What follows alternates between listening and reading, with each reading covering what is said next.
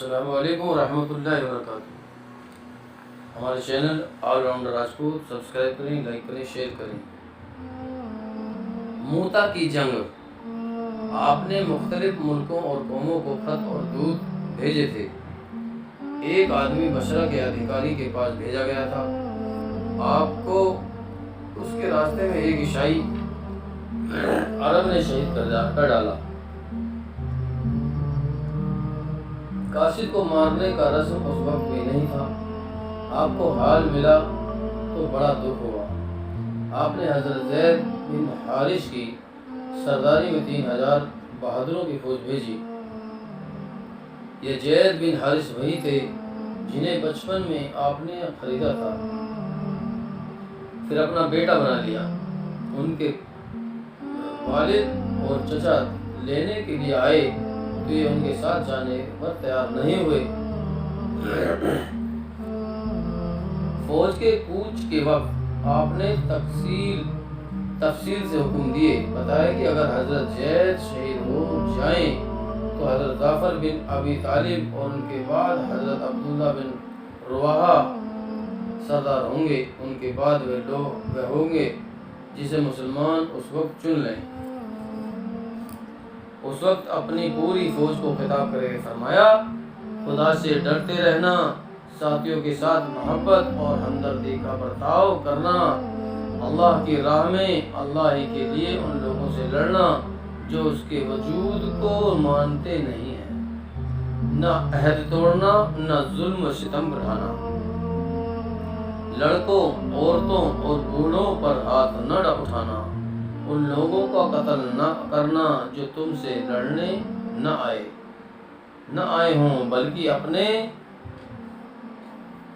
میں دھیان میں لگے رہو، پیڑوں کو نقصان نہ پہنچانا اور گھروں کو نہ ڈھانا۔ یہ جو فوج جمادی الاولیٰ سن 8 ہجری میں مدینہ سے چلی، عرب سے ملی ہوئی رومی حکومت تھی۔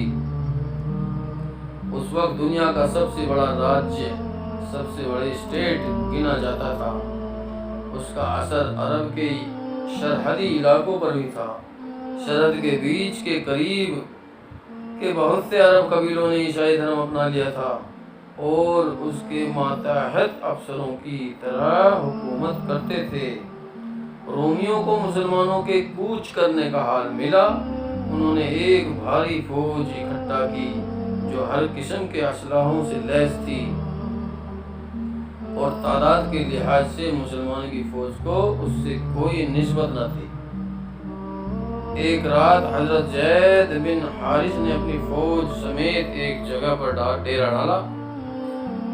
رومیوں کے آگے بڑھنے کا حال برابر مل رہا تھا۔ انہوں نے مشورہ کیا کہ ان حالات کو لے کر مدینے بھیج دیا جائے، چاہے آپ کچھ اور کمک بھیجیں یا کوئی دوسرا حکم دیں،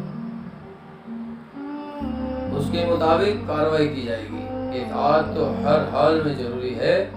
حضرت عبداللہ بن رواحہ نے ہمت بڑھانے کے لیے کہا، جو خطرہ اس وقت آپ کو محسوس ہو رہا ہے وہ تو بالکل وہی ہے جس کے لیے مدینے سے نکلے تھے، یعنی شہید ہونا۔ ہم تعداد یا طاقت سے کے بھروسے دشمن سے تھوڑی ہی بھیڑتے ہیں، ہم تو اس دین کے سہارے میدان میں اترتے ہیں جسے اللہ پاک نے ہمیں دے رکھا ہے۔ یا تو اللہ اس دین کو جتائے گا یا ہم شہید ہوں گے، اور شہید ہونے میں جیتنے سے کسی قسم کی کم عزت نہیں ہے۔ دوسرے دن فوج آگے بڑھی، رومیوں سے مٹبھیڑ ہوئی۔ مسلمانوں نے بڑی بہادری، ہمت اور مضبوطی سے جنگ کیا، لیکن وہ رومی فوج کے سامنے مٹھی بھر لوگ تھے۔ جیسے کسی بھیانک طوفانی سمندر میں انہیں گنے کچھ جانور پہاڑ کی راہ موجوں سے الجھے ہوئے ہوں۔ حضرت زید بن حارث شہید ہو گئے۔ حضرت جعفر بن ابی طالب نے شہادت پائی۔ ان کے جسم پر تقریباً 100 زخم تھے اور سب سامنے تھے، پیچھے ایک بھی نہ تھا۔ حضرت عبداللہ بن رواحہ بھی اپنے مالک کے دربار میں شرکرو ہو کر پہنچے۔ اب حضرت خالد بن ولید نے جھنڈا ہاتھ میں لیا۔ انہوں نے فطری طور پر سرداری کا بڑا اچھا ڈھنگ تھا۔ احد کی لڑائی میں انہی کی چالاکی سے کافروں کے اکھڑے ہوئے پاؤں پھر سے جم گئے تھے۔ اب مسلمان ہو گئے تھے۔ انہوں نے یہاں کی بڑی سوجھ بوجھ دکھلائی۔ ایک ماہر سردار کی طرح دشمن کی طاقت کا ٹھیک اندازہ تھا۔ اپنی فوج کو رومیوں کے گھیرے سے صاف نکال لائے۔ یہ انہی کی مہارت تھی کہ اتنی بڑی فوج کا سامنا کرنے میں صرف 12 مسلمان شہید ہوئے۔ آپ کو اس حادثے کا حال ملا، لوگوں کو مسجد میں اکٹھا کیا، منبر پر چڑھے، آنکھوں سے آنسوں کی بوندیں بہہ نکلی، فرمایا اپنی بہادر فوج کا حال سنو، اس نے بہادری سے دشمن سے لڑائی کی، جید شہید ہو گئے، ان کے لیے اللہ سے دعا کرو۔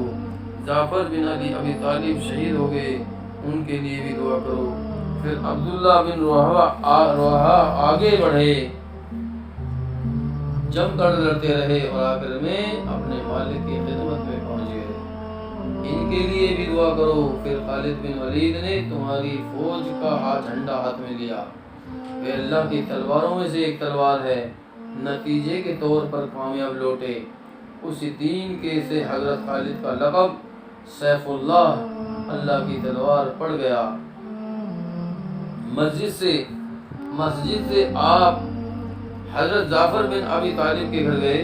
ان کی بیوی اسما بنت امیس سے پوچھا بچے کہاں ہیں، یہاں بلاؤ۔ بچے آ کر چمٹ گئے، آپ ان کو گود میں لے کر پیار کرنے لگے۔